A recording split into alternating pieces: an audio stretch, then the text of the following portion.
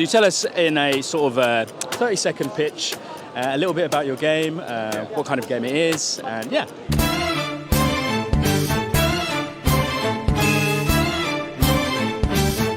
Yeah, so Beyond Galaxyland is classic Final Fantasy meets Star Wars, meets all these sci-fi movies I love.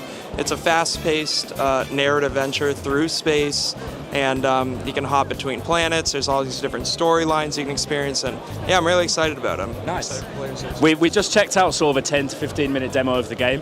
The music is gorgeous, the art style is really nice. Yeah, it's a really cool, man. There was also a summons mechanic in the game where you capture creatures. Could you just tell us a little bit about that as well? Yeah, so the battle system, I'm trying to do twists on a lot of classic, the classic battle systems you expect, but then do some twists in it. So summons are an example of that. Pretty much summons replace magic. So you can capture most every enemy in the game, including bosses, and then say, instead of a fire spell, if there's an enemy that can breathe fire, then you can capture that enemy and use that fire ability against other enemies. So in that sense, summons replace magic, and everyone loves summons. Everyone likes capturing creatures. So I thought it was fun. Yeah, exactly. Cool, and you can tell us a little bit as well. You're out on September the 24th on all platforms as well. What's the journey been like of developing the game for you? Oh man, it's been, the keyword's long. I think I've been working on it full time for about 4 years, probably 2 years of prototyping before that. I think I had the idea in my head for about 10 years, so it's been a long time coming, and it's crazy. It's a month from now because I've been waiting so long for this day, so it's it's been exciting, it's been challenging at times, but getting to the finish line is always so motivating. So I'm Jack Bennett. I'm one of the designers and producers at Oddbug Studio, and we're developing Tales of Iron 2 Whiskers of Winter, which is like a 2D side-scrolling, Souls-like, but it's got a nice narrative through it. It's completely narrated by Doug Cockle, who plays Geralt of Rivia in the Witcher games. Yeah.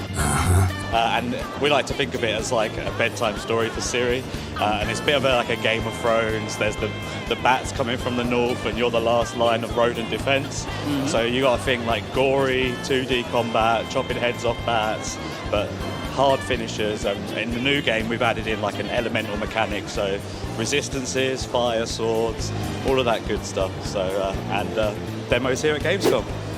Johannes from Storyella. Nice. And your game is called, and we're doing a 30-second pitch. My game is called Clockworld, Aroll's Legacy, and it's about finding friendship in a weird world. It's about two people on a colonized island trying to escape and trying to find their place in the world. Yeah. And in terms of inspiration, what kind of games were you looking at when you were developing?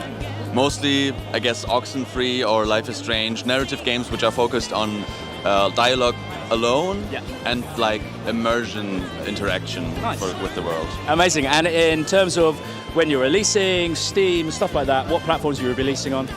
Hopefully all of them.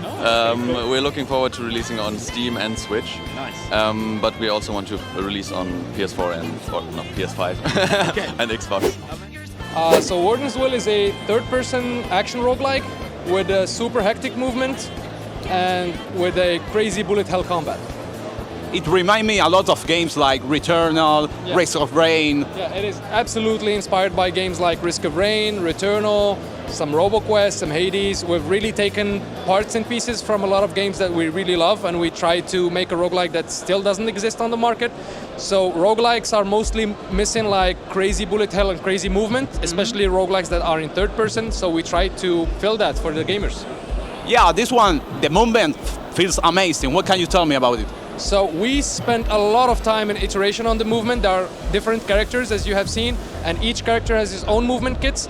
We're mainly inspired from superheroes for the movement. So we have characters that move like Iron Man or Superman. We have characters that move like the Hulk, jump and smash.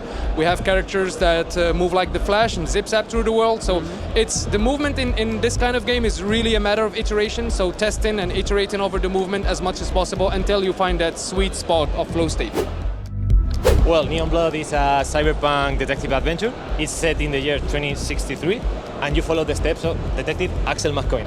This police detective, and also shares name with you, so it's pretty cool. And as a noir game, you need to follow the steps and find the clues in this detective big metropolis. So it's pretty cool. And of course, we make like a nice blend between 2D pixel art, 3D environments and so on, and I believe it looks really cool. Yeah, right? yeah. Speaking of how it looks, Roy, you are the artist of this game, right? Yeah, sure. Yeah. The pixel artist. So with my colleague here, we work hard on that mix with 3D and pixel art. Also trying to push that characters and its neon on the own characters to get really strength into the environment. So all the environment is really dark. So the light it comes from the proper neon. That was the thing that we were looking for.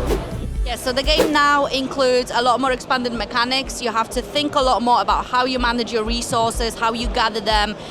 The use of your agents is really important. We also have very high importance on who you help and who you don't help, because some people may be not very honest with you, and if you make the mistake of helping them, that will affect things that are happening in the kingdom. So it's all about decisions matter. Yeah, okay. Nice. Yeah. And we've also been really keen today to check out what the story of development for these sort of games is. Obviously, you've already released Yes Your Grace previously. What was the journey like this time, having that base to work with already? So it was very interesting because we've released Yes Your Grace. That was the first game for the studio being released. It was worked on by the owners of the studio, and they worked on it on their own with the help of the publisher that we've had, No More Robots.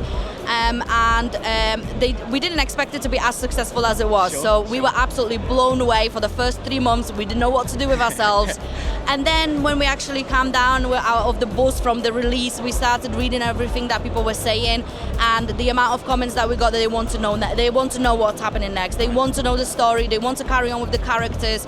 The game made people love the characters and get really attached to them. Yeah. So we thought there is absolutely no point in thinking about anything else, we have to carry on. And especially that we've had things in the background, like we knew what the story of the characters is going to carry on being. We're like, we cannot let people down, we have to carry on with this. Yeah. Obviously releasing a game, we've learned a lot as we were doing it, and then obviously throughout the release of the sequel we've learned even more, so we could apply that to the new game. And obviously we've listened to a lot of feedback from the people, because some people have said that some things might be better that way or some things might be better another way, and we've tried to implement it so that the user experience is even better than it was in the first place. And obviously with it being a story-driven game, that's always the most important thing, definitely. And we know that the players are going to love the gripping story in this one as well.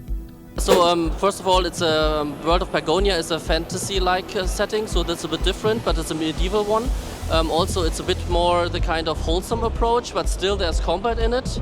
And I think this is a bit different than the others. Also, we have a complete procedural generated maps.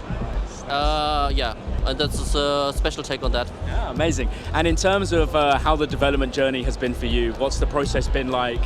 How long has it been working on it for, Yeah, so it's really amazing journey so far. So we released the early access in December last year, and it was really amazing.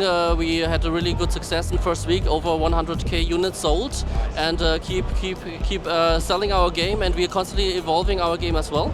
So we have 2 major updates, since March, June, and now we are announcing here on the Gamescom the Magic update. So lots of new content in it, and we don't plan to stop. So we plan constantly to evolve. Also, we are developing the game with the community very closely. We're listening, as a small indie company. So that's a big fun and really cool thing for everybody. Nice, amazing. Thank you so much for talking to us today. So the Knightling is a platforming action adventure where you play as a small knight in training looking for their missing mentor. With only the missing mentor's shield in hand, it's the size of you, you have to set off on an adventure to go find him and become the hero that you're always meant to be. Yeah. The shield itself is a sort of like Swiss Army knife of shields, so you use it to block and attack, but also you're using it for traversal, sliding around the map, gliding around the map, bouncing around on different mushrooms and things like that. Nice. So really kind of taking little elements of combat and adventuring and platforming. And cool. And if you're going to think of some inspirations maybe for the game, what were you looking at? One of the core ones to us was Okami from the PS2 era. Yeah. Nice. But we also think Kina, Bridge of Spirits, is also a really strong one for us as well. Cool, amazing, cool. Thanks for chatting to us. Of course, thank you. Thank you. All good, man.